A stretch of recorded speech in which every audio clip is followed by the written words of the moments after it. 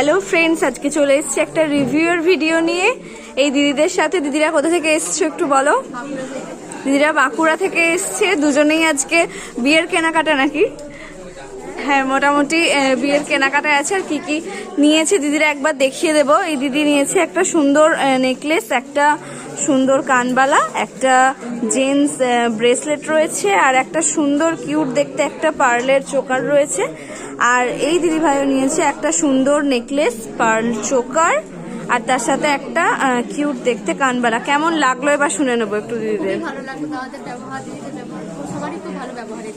আর collection কিরকম দেখলে? শোরুমটা কিরকম লাগলো?